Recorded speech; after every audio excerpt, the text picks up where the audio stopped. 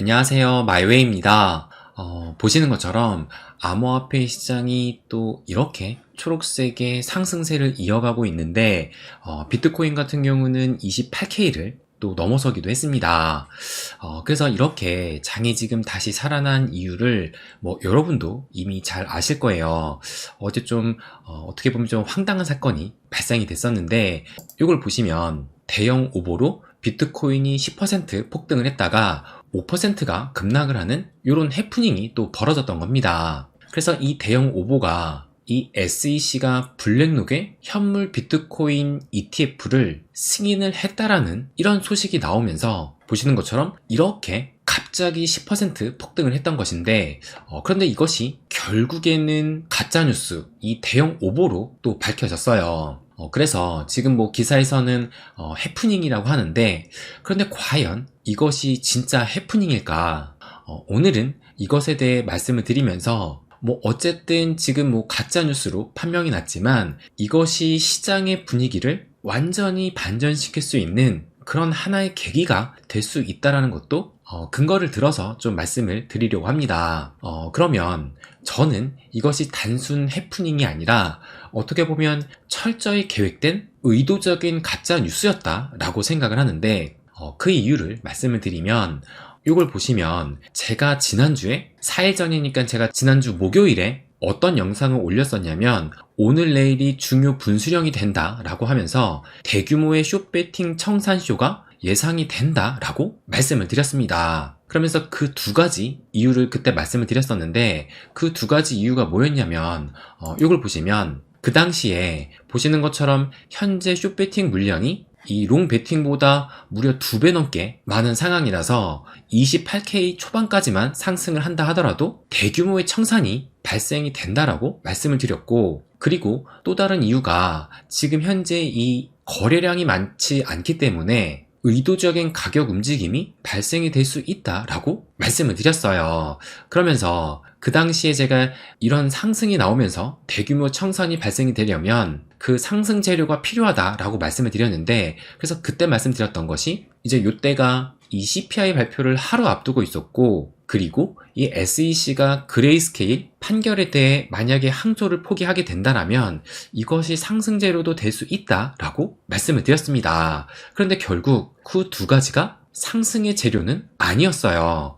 그러다가 어제 주말이 끝나고 월요일이 되자마자 결국에 그 상승 재료로 쓰였던 것은 바로 요 비트코인 현물 ETF가 승인되었다라는 요것이 상승 재료로 쓰였습니다. 그래서 결국 어제 이 오보로 인해서 제가 어제 이걸 또 공유하기도 했었는데, 이걸 보시면 가짜뉴스의 결말은 숏 물량 대규모 청산이 발생이 된 거예요. 그래서 보시는 것처럼 아까만 해도 이걸 다시 보시면 보시는 것처럼 이렇게 숏에 베팅된 물량이 많았었는데, 이 물량이 지금 이렇게 다 청산이 돼서 사라졌던 겁니다. 그러면서 이 기울기만 봐도 숏 베팅 물량이 상당히 청산이 되었다는 것을 알 수가 있어요. 그래서 어제 이 청산으로 이걸 보시면 지난 1시간 동안 1억 상당, 그러니까 정확하게는 1억 400만 달러 상당의 포지션이 강제로 청산이 되었다라고 하는데, 그럼 1억 400만 달러면 이걸 보시면 1억 400만 달러는 우리나라 원화로 약 1,400억 정도 됩니다. 그러니까 단순 1시간 만에 1,400억 원이라는 어마한 규모의 자금이 어떻게 보면 이동이 됐다라고 볼 수가 있는 거예요. 그렇다면 과연 어제 이 대규모 청산으로 이득을 본 것은 누구일까 생각을 해본다라면 당연히 정확히 누구인지는 알 수는 없는 것이 사실이에요. 하지만 우리가 그것을 좀 추측을 해볼 수가 있을 텐데, 이것을 보시면 어제 그 승인 소식이 오보로 밝혀진 직후에 뭐라고 기사가 나왔냐면, 블룸버그 터미널도 속았다, SEC 블랙록 비트코인 현물 ETF 승인이라는 소식이 로이터발로 기사가 송출이 됐다라는 또 소식도 들려왔습니다. 그러면서 이 블룸버그의 ETF 전문 애널리스트 에릭 발추나스가 트윗을 올렸는데 뭐라고 했냐면, 미국의 유력 매체인 로이터가 미국 증권거래위원회 SEC가 블랙록의 비트코인 현물 ETF 출시를 승인했다는 기사를 보도를 했고, 이는 벤진가와 블룸버그 터미널에서도 헤드라인으로 송출을 했다라고 트윗을 올렸어요. 그러면서 이 에릭 발추나스가 오늘 오전에 또 하나의 트윗을 올렸었는데, 여기 보시면은 10월 17일 오전 7시이기 때문에 이 오보가 발생하고 몇 시간 뒤에 올렸던 트윗이에요. 그러면서 뭐라고 얘기를 하냐면, 여전히 미스테리인 것은 벤진가, 그러니까 이것도 언론 매체 중 하나인데, 이 블룸버그 터미널에 게재된 벤진가가 로이터를 통해 헤드라인을 내보낸 방법과 이유입니다 라고 하면서, 이 로이터가 이 CT, 그러니까는 본격적으로 이 오보가 퍼지게 된 게 이 코인텔레그래프 거기에서 확산이 된 것인데, 그런데 이 로이터가 과연 코인텔레그래프의 그 속보 트윗을 보고 그것을 인용해서 보도를 송출했을까? 그것이 지금 미스테리하다라고 얘기를 했어요. 그러니까 한마디로 어제 이 대형 오보 뒤에 그 배후로는 로이터가 있을 수도 있다라는 그런 의심을 또 할 수도 있다라는 겁니다.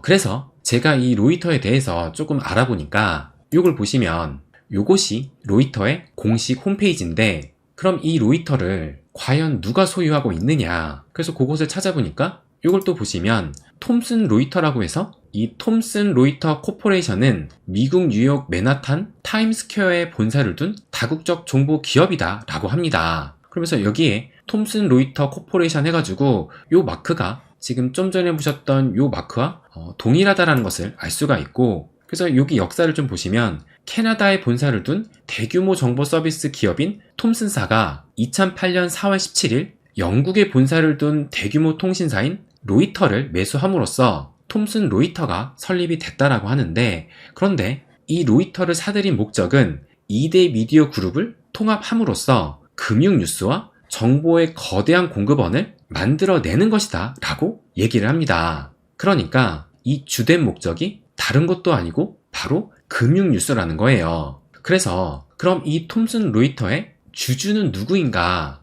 그것도 제가 찾아봤습니다. 그래서 이걸 보시면 톰슨 로이터라고 해가지고 여기 밑에 이 주주들을 한번 보시게 되면 보시는 것처럼 이 주주들이 세계 2대의 자산운용사로 볼 수 있는 뱅가드 그룹도 있고, 또 로열뱅크 캐나다, 또 뭐 뱅크 인슈어런스 해가지고, 또 여기 뮤추얼 펀드 주주 해가지고 보시는 것처럼 뱅가드, 피델리티, JP모건 등 월가의 자본들이 상당히 이 주주로 참여하고 있다는 것을 알 수가 있어요. 그러니까 어제 대형 오보의 배후에는 로이터가 될 수 있고, 또 그 로이터 뒤에는 월가의 움직임이 있을 수도 있다는 겁니다.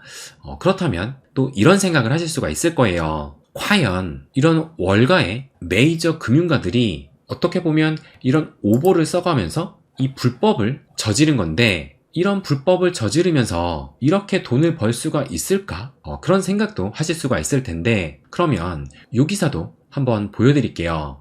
이게 어제 10월 15일 이틀 전에 나온 기사인데, 글로벌 IB 두 곳이 560억 원 규모의 불법 공매도가 적발이 됐다라고 하면서 최대 가증금이 예상이 된다라는 이런 뉴스가 또 나오기도 했어요. 그러면 이 글로벌 IB 두 곳이 어디냐? 이걸 보시면 BNP 파리바와 HSBC라고 합니다. 그러니까는 이런 금융사도 정말 대형급 메이저 금융가라는 것을 알 수가 있는데, 사상 최대의 불법 공매도를 했다라고 하면서 9개월간에 560억 원대의 무차익 공매도를 했다라고 해요. 이런 글로벌 금융가들도 이 돈을 위해서라면 이런 불법적인 일도 서슴지 않고 저지르고 있는데, 과연 이 월가라고 해가지고 이런 불법적인 일을 안 저지를까 생각을 해본다라면, 저는 더하면 더했지 결코 덜하지는 않을 거다라고 생각을 합니다. 그리고 지금 얘네들은 9개월간 560억 원대의 무차익 공매도를 했는데, 어제 같은 경우는 조금 전에도 보여드렸지만 단 1시간 만에 1억 달러 상당, 그래서 이 1억 달러는 원화로 1,400억 원이나 됩니다. 그러니까 월가는 1시간에 1,400억 원이니까 얘네들과 그 사이즈도 다르다라는 거예요. 더구나 이 암호화폐 시장은 지금 뭐 마땅한 규제 자체도 없기 때문에 이런 것을 감독할 그런 기준마저 없는 것도 사실입니다. 그래서 이 로이터를 움직일 정도라면 보통 세력이 아니라 상당한 영향력을 가진 마켓 메이커다 라고 볼 수가 있고, 그래서 그 배후에는 이 월가가 참여할 수 있다라는 합리적인 의심도 해볼 수 있다라고 저는 생각을 합니다.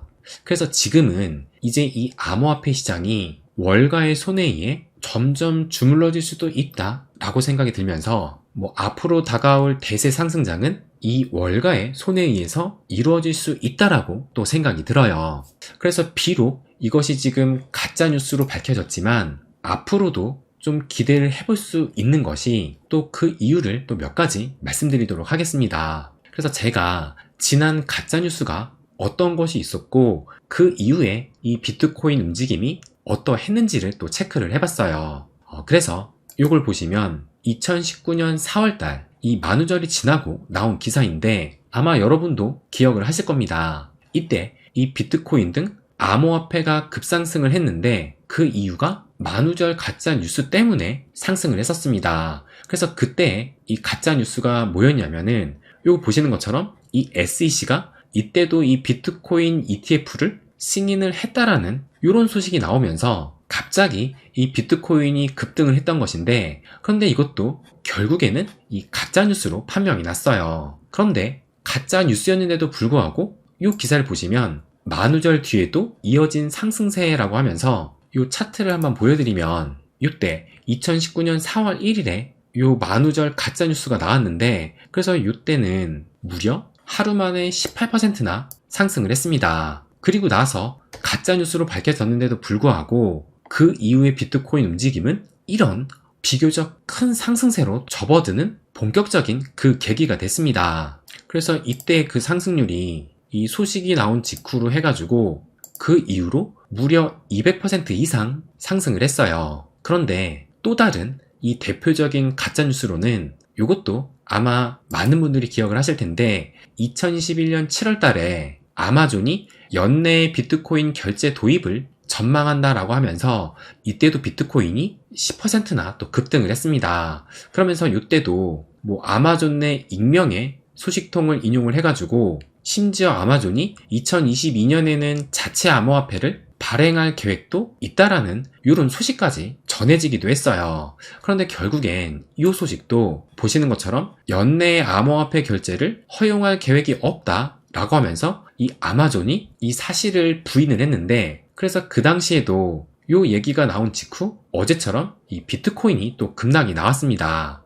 그런데 이 급락이 또 오래가진 않았어요. 그래서 또 이 기사를 보시면 비트코인 아마존 결제 부인에도 연일 상승세를 보이고 있다라는 이런 기사가 또 나왔습니다. 그래서 이때의 차트도 다시 한번 보시면 이때가 2021년 7월이니까 지금 요거 보시는 것처럼 요때 이 아마존 비트코인 결제 도입이라는 가짜 뉴스가 나왔었는데, 그런데 그 이후로는 이것을 계기로 또 계속 상승을 하면서 2021년 11월 달에 역대 최고점을 그 이후로 찍기도 했습니다. 그러니까는 지금까지 이 대형 가짜 뉴스들의 특징을 보면 어떻게 보면 이 상승장의 초입에 발생이 돼가지고 그 상승장을 시작하는 불씨의 역할을 했다라고 볼 수도 있다라는 거예요. 물론 지금은 또 이 유동성 장세가 아니기 때문에 지금부터 바로 대세 상승장으로 간다는 아닐 수도 있겠지만 조금 전에 보시는 것처럼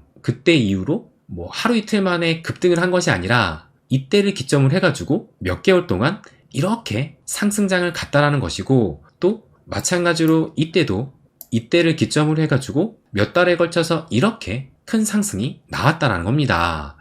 그러니까 지금 당장 크게 오를 거다라고 보기보다 지금 시점을 기점으로 해가지고 앞으로 서서히 이 상승장에 진입을 할 수도 있는 그런 불씨의 역할을 할 수도 있다라고 해석이 가능하다라는 겁니다. 그리고 또 하나의 긍정적인 면은 사실 이 SEC가 이 현물 비트코인 ETF를 승인을 한다라고 해가지고 이미 그것은 시장에 지금 반영이 돼 있기 때문에 가격이 크게 오르지도 못할 수 있다라는 그런 주장도 나오기도 했었어요. 그런데 어제 이 차트 움직임을 보시면 어제 소식이 나오고 나서 처음부터 끝까지 보면 대략적으로 10%가 상승을 했는데, 그런데 한 절반 정도는 또 반납을 했습니다. 근데 중요한 건 뭐냐면 요 1분봉 차트를 보시면 어제 요 소식이 나온 직후 요게 지금 봉이 8개거든요. 그러니까는 1분 봉이니까 단 8분 동안에 무려 10%나 상승을 했다라는 거예요. 그러니까 앞으로 진짜 이 SEC로부터 비트코인 현물 ETF 승인 소식이 나온다라면 이것이 얼마나 큰 상승 재료가 될지 어떻게 보면 좀 테스트를 겪었다라고 볼 수가 있는 겁니다. 그리고 이 현물 비트코인 ETF 승인 문제는 시간이 문제이지 반드시 또 승인이 될 사안이에요. 그렇기 때문에 비록 다시 그 상승분을 좀 반납을 해서 아쉽기는 하지만 어떻게 보면 오히려 좀 더 싸게 매수할 수 있는 기회가 주어졌다라고 볼 수가 있는 것이고, 그리고 진짜 앞으로 이 상승장이 다가오게 된다라면 이런 저가에 매수할 수 있는 기회는 얼마 남지 않았다고 볼 수가 있을 겁니다.